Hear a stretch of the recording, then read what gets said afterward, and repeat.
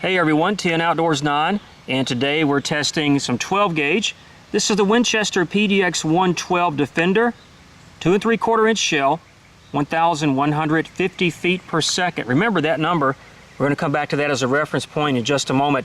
For those who choose to prefer loading their home defense shotgun with slugs or buckshot, this gives you the best of both worlds. Here's a cutaway. In this 2 3/4 inch shell, our payload is a 1 ounce Foster slug, but in front of that you're going to have 3 double-aught buckshot, and notice that those are copper plated. Now packed in between all of that is this matter known as Grex, G-R-E-X. These are plastic granules, and this product, and it is a product, is designed to give you tighter patterns. With regard to the velocity, 1,150 feet per second, out of a 2 3/4 inch shell, a slug by itself is going to be cranking along in the neighborhood of 15 to 1,600 feet per second, and double-aught buckshot in the vicinity of 1,200 to 1,300 feet per second. So we're giving up this velocity because of this extra payload in a 2 3/4 inch shell. Now, the pattern itself. This represents a 4-inch group or pattern at 15 feet, home defense distance. This is what Winchester is saying we are going to see. Now we're going to do this in just a moment at 10 feet, so it's going to be a little bit tighter, or at least it should be. And also these positions, 10, 2, and 6 to 7 o'clock. We are supposed to be able to see that as well due to this design. Now at 40 to 45 yards, Winchester is saying that this pattern will spread out to approximately 15 inches. The purpose of those opening shots was to show 2 things. 1, the recoil, which isn't bad, and 2, the spread or pattern that we have at approximately 40 yards. Now, typically, I'm not going to shoot 1 ounce Foster slugs, even out of a 2 3/4 inch shell, at less than 100 yards onto AR-500 steel, because it will crater it. I've done that at about 60 yards, and I'm not going to do that again, so I know it for a fact. Did not have a problem with these. It did not crater, it just simply shattered, and I took that chance because I knew we had a much lower velocity and we didn't have any problem with that. Now, the pattern. What I'm thinking happened here is that this slug carried this pellet, that's at 10.5 inches, and this one at 8, and this one is at 12, center to center measured from this impact. I think this impact of the slug brought that pellet, which is at about 7.5 inches, and this hit didn't put any pellets on there. So we put 9 pellets downrange, and 4 are on an IPSC target. My point with this isn't relative to self-defense. It's about someone who might try to use this or consider using this for hunting. And you can do whatever you want. The slug is going to be accurate, that's fine, but they're not going to pack the punch that a typical slug in a 2 3/4 inch shell is going to be carrying by itself, and you're really not getting that much of a benefit at this distance with the pellets themselves.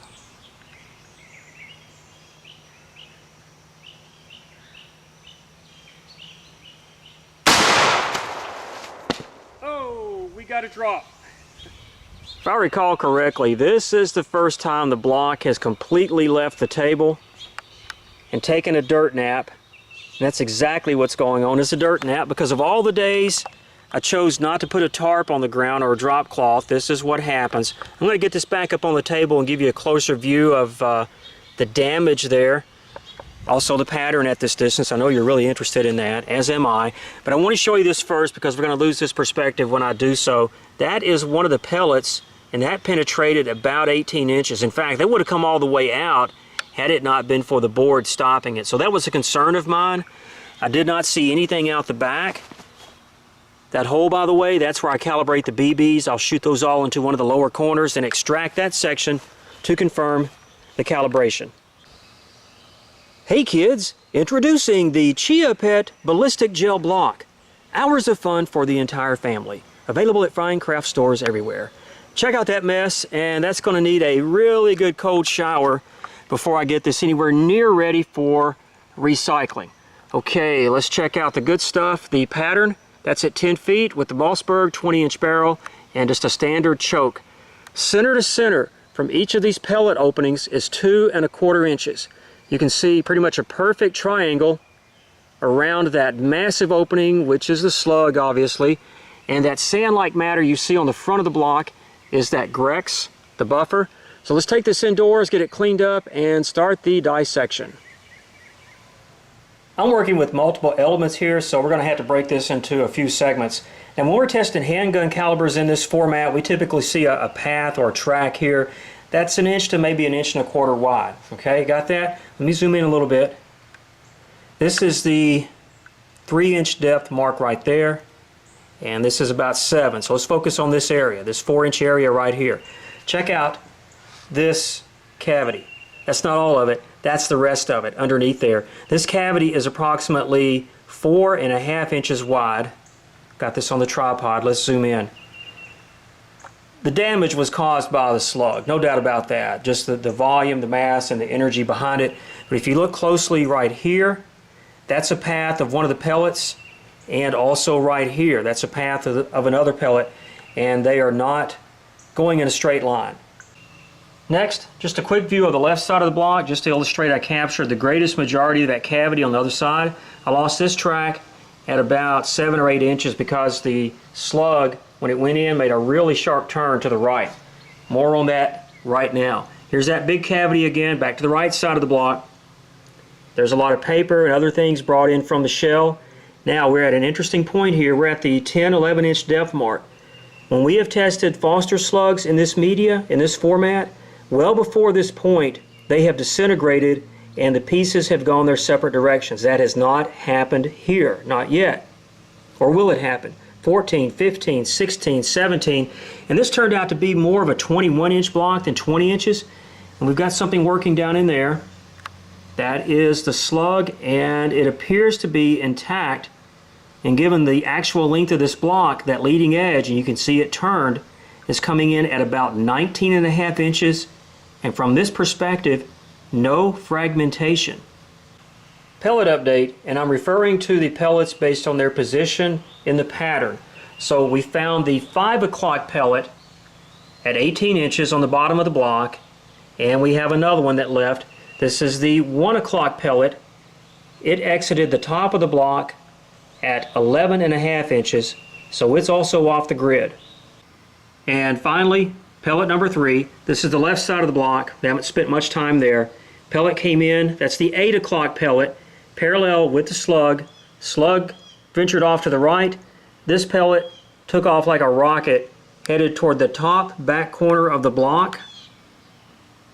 And there it is at 19.5 inches. Slug has had a warm bath. Everything is nice and clean. I have weighed this 3 times and I keep coming in at 1.002 ounces.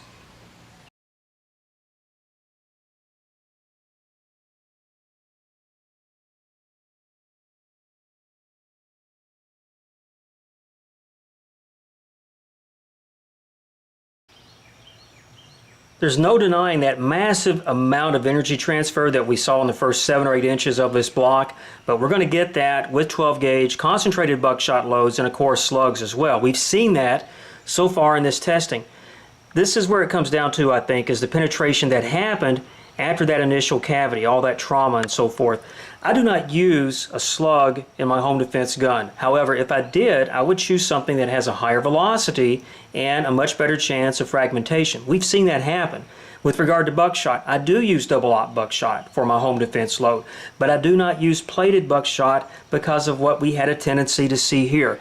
To me, this plated buckshot resembled a full metal jacket in a handgun test, where it just keeps on going. So I think that's where this comes down to, in spite of all the other aspects we saw about this concept, which is interesting, but that's just how I feel about it. Looking forward to your comments, and just ask everyone to please be civil with each other. Thanks for watching.